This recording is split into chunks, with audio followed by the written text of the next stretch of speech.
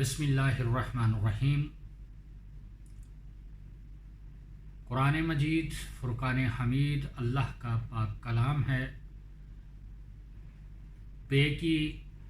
بسم اللہ کی بے سے لے کے والناس کی سین تک پورا قرآن قیامت تک کے مسلمانوں کے لیے سراپائے رشد و ہدایت ہے، اور ایسا لازوال قانون برحق ہے جو اللہ وحدہ لا شریک نے اپنے آخری پیغمبر حضرت محمد مصطفیٰ صلی اللہ علیہ وآلہ وسلم پر نازل فرمایا، اور اس کا کوئی ایک لفظ بھی ایسا نہیں کہ جو کسی خاص مخصوص زمانے کے لیے یا کسی خاص ادوار کے لیے، کسی خاص گروہ یا جماعت کے لیے، بلکہ قرآن کا ایک ایک لفظ قیامت تک کے تمام مسلمانوں کے لیے رشد و ہدایت ہے۔ جب تک اس دنیا میں انسان باقی ہیں اور قیامت برپا نہیں ہو جاتی، قرآن مجید فرقان حمید کا ایک ایک لفظ جو ہے وہ تمام بنی نوح انسان کے لیے سراپا ہدایت، رہنمائی اور ایک روشن چراغ ہے، ایک ضابطۂ حیات ہے، ایک قانون برحق ہے کہ جس کے مطابق انسان کو زندگی گزارنی ہے۔ قرآن پاک کی سورہ احزاب میں اللہ تعالیٰ نے ارشاد فرمایا مسلمانوں کو مخاطب کرتے ہوئے کہ اے مسلمانوں، میرے پاک محبوب حضرت محمد مصطفیٰ صلی اللہ علیہ وآلہ وسلم کو اپنے کسی قول و فعل سے اذیت مت دو۔ اب چونکہ قرآن قیامت تک کے لیے ہے اور قیامت تک کے تمام مسلمانوں کے لیے اس کا ایک ایک لفظ، اس کی ایک ایک آیت، ایک ایک سورہ مبارک قیامت تک کے مسلمانوں کے لیے ہے۔ اب اگر کوئی یہ انسان سوچے کہ نبی اکرم صلی اللہ علیہ وآلہ وسلم کی زندگی میں تو کسی انسان کے قول و فعل سے آپ کو تکلیف پہنچنے کا اندیشہ ہو سکتا ہے، لیکن آپ سرکار دو عالم صلی اللہ علیہ وآلہ وسلم کے بعد قیامت تک کے لیے اس آیت کا موجود ہونا اس بات کی دلیل ہے کہ کسی بھی دور میں کسی بھی مسلمان سے نبی اکرم صلی اللہ علیہ وآلہ وسلم کے لیے اذیت کا کوئی سامان ہو سکتا ہے۔ تو جب نبی اکرم صلی اللہ علیہ وآلہ وسلم کو ظاہری طور پر بعد از حیات بھی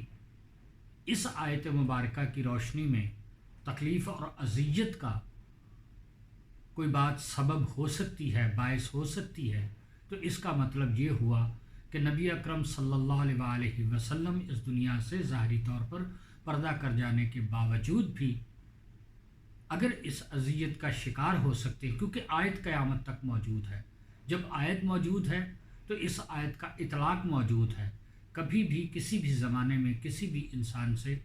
نبی اکرم صلی اللہ علیہ وآلہ وسلم کو اذیت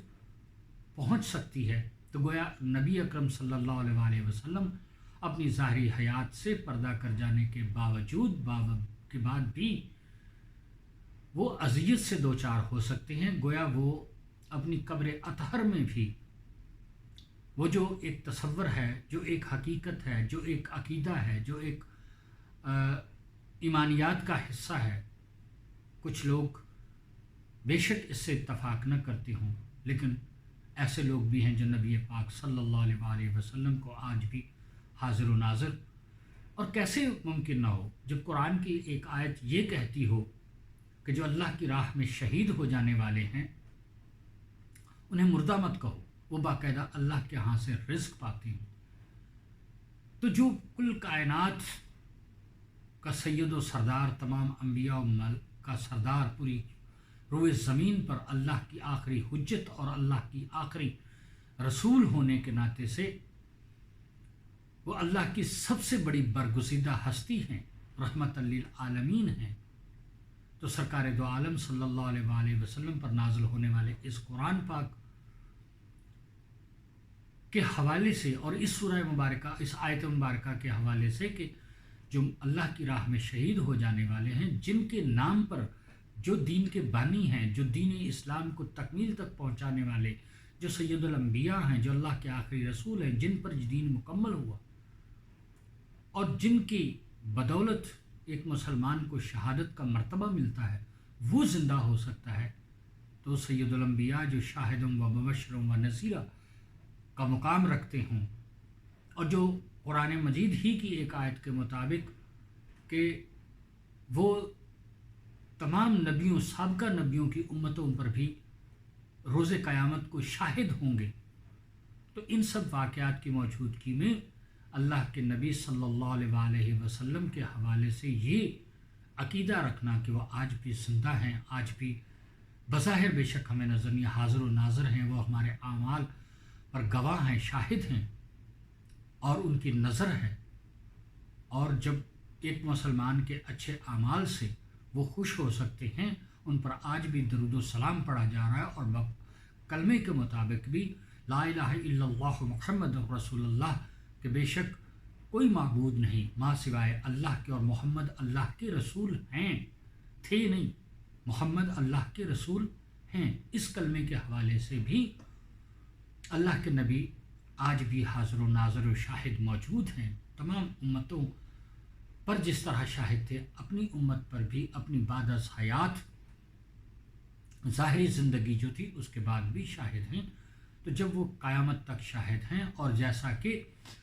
ایک اور آیت سے آپ اندازہ لگا سکتے ہیں کہ سرکار دو عالم صلی اللہ علیہ وآلہ وسلم کے ازواج مطہرات کے حوالے سے جو آیت مبارکہ ہے کہ وہ مومنوں کی مائیں ہیں،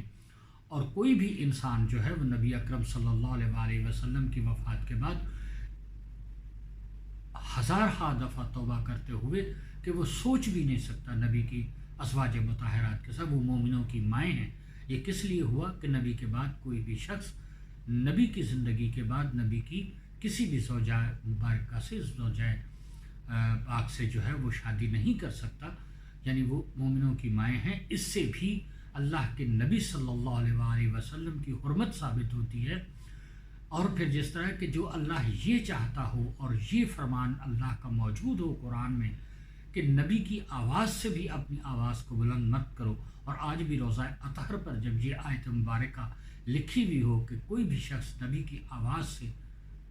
بلند آواز نہ کرے اور اپنی بلند آواز سے نبی کو اذیت نہ دے، نبی کے ازواج مطہرات کے ساتھ شادی نہ کرے، اس سے بھی نبی کو اذیت پہنچتی ہے، تو اس کا مطلب یہ ہوا کہ جب کوئی انسان نبی صلی اللہ علیہ وآلہ وسلم کے ازواج مطہرات سے شادی نہیں کر سکتا، اس لیے کہ اس سے نبی کو اذیت پہنچتی ہے، نبی پاک صلی اللہ علیہ وآلہ وسلم کی حرمت پہ حرف آتا ہے، تو کوئی شخص نبی کی اولاد، نبی کے خون، نبی کی بیٹیوں کے ساتھ کلمہ پڑھنے والا کوئی امتی کیسے شادی کر سکتا ہے؟ اور آج کی میری اس ویڈیو کا جو مقصد ہے وہ صرف اپنی جو معزز محترم سادات عظام سید زادیاں ہیں بالخصوص، ان سے میری گزارش ہے کہ واللہ آپ اپنے مرتبے کو، اپنی شان کو اور اپنی حرمت کو پہچانیں۔ جب ایک شخص کا دیا ہوا کسی امتی کا صدقہ جو کہ حلال ہوتا ہے، حلال رزق ہو، بے شک حلال پیسے ہوں،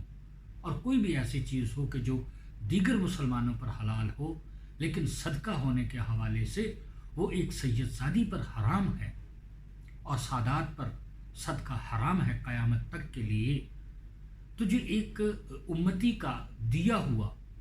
ایک حلال رزق یا پیسہ یا دولت یا کوئی بھی چیز صدقے کے حوالے سے سید زادیوں پر، سادات پر حرام ہے، تو وہ شخص خود کیسے حلال ہو سکتا ہے؟ وہ کیسے کفف ہو سکتا ہے کسی سیدہ کا؟ تو سید زادیوں کو یہ پہچاننا چاہیے کہ جب کسی امتی کا دیا ہوا صدقہ و خیرات آپ لوگوں کے لیے حرام ہے، تو وہ کوئی غیر امتی شخص جو ہے وہ بطور زوج اور بطور تزویج، بطور شوہر ہونے کے ناطے وہ آپ پر حلال کیسے ہو سکتا ہے؟ معاذ اللہ توبہ نعوذ باللہ 1000 دفعہ توبہ کرتے ہوئے وہ آپ کا کفف نہیں ہے۔ آپ جناب مولا کائنات علی مرتضیٰ کی نسل سے ہیں، ان کا خون ہے، آپ کا باپ علی ہے، آپ کی ماں سیدہ طیبہ طاہرہ بی بی پاک سلام اللہ علیہا ہیں، آپ سیدہ فاطمہ الزہرا کی نسل سے ہیں، لہٰذا آپ قیامت تک کے لیے کسی امتی پر حلال نہیں ہو سکتی ہیں۔ اور ایک سید زادی کا ایک غیر سید سے نکاح قیامت تک کے لیے حرام ہے۔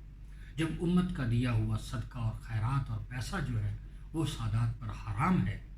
تو پھر وہ شخص کیسے حلال ہو سکتا ہے؟ خدا را اپنے آپ کو پہچانیں، اپنی ذات کو پہچانیں، اپنی قدر و منزلت کو پہچانیں۔ آپ خون فاطمہ الزہرا سلام اللہ علیہا ہیں، آپ علی کی اولاد سے ہیں، آپ آل نبی اولاد علی ہیں، آپ نبی کی آل سے ہیں، تو آپ پر جب صدقہ امت کی طرف سے حرام ہوگا، اور جب جس نبی کو امت کی طرف سے بلند آواز پہ اذیت ہوتی ہے اور اللہ اس نبی کے سامنے بلند آواز امت کی پسند نہیں کرتا ہو، تو وہ اللہ اس نبی کی نسل اور اولاد کو اس نبی کی امت پر کیسے حلال کر سکتا ہے؟ اس کی بیٹیوں کو کیسے حلال کرتا ہے؟ جن لوگوں کو، حالانکہ وہ صحابہ کرام تھے جو نبی اکرم صلی اللہ علیہ وسلم کے زمانے میں تھے، جب ان کے لیے یہ حکم ہے کہ اپنی آوازوں کو نبی کی آواز سے بلند مت کرو، یہ بھی حرمت رسول ہے، یہ بھی نبی کے لیے اذیت کا باعث ہے کہ آپ اپنی آوازوں کو نبی کی آوازوں سے بلند کرو۔ آپ نبی کے ازواج کے ساتھ بعد نبی پاک صلی اللہ علیہ وسلم کے اس دنیا سے پردہ کر جانے کے بعد آپ ان سے شادی نہیں کر سکتے ہیں، یہ حرمت کی باتیں ہیں۔ تو اس نبی کی آل اور اولاد آج کی سید زادیاں جو خون زہرا سلام اللہ علیہا ہیں، وہ غیر سیدوں پر کیسے حلال ہو سکتی ہیں؟ لہٰذا ہر سید زادی کے لیے یہ میسج ہے، اور ہر سید زادی کے لیے یہ پکار ہے، ریکویسٹ ہے، یہ درخواست ہے کہ کوئی بھی غیر سید آپ کا کفف نہیں ہو سکتا ہے۔ اپنی قدر و منزلت کو پہچانیں۔ اللہ وحدہ لا شریک ہمیں صحیح عقائد اور صحیح دین اسلام کی تعلیمات کے پر چلنے کی توفیق عطا فرمائے، اور یاد رکھیں کہ آپ کا مقام ایسا ہے کہ نبی پاک نے اپنے بعد 2 چیزیں چھوڑیں، قرآن اور اہل بیت، اور آپ اہل بیت رسول صلی اللہ علیہ وسلم کو اللہ وحدہ لا شریک نے امت کے لیے درود کے طور پہ متعارف کروایا ہے۔ اللہ بھی درود پڑھتا ہے اس نبی پر اور اس نبی کی پاک اولاد پر، لہٰذا جو آل اور اولاد اور جن کی محبت امت کے لیے اجر رسالت کا درجہ رکھتی ہو، وہ اس امت پر کیسے ان کی بہو، ان کی بیٹیاں کیسے حلال ہو سکتی ہیں؟ لہٰذا اس بات کو ہمیشہ کے لیے اپنے ذہنوں میں بٹھا لیں۔ خاص طور پہ میں اپنی سید زادیوں سے، بہنوں سے، ماؤں سے، بیٹیوں سے گزارش کرتا ہوں کہ آپ اپنی حرمت کو پہچانیں اور اس کو قیامت تک کے لیے اپنے ذہنوں میں بٹھا لیں۔ کوئی سید زادی کسی غیر سید سے نکاح یا شادی نہیں کر سکتی۔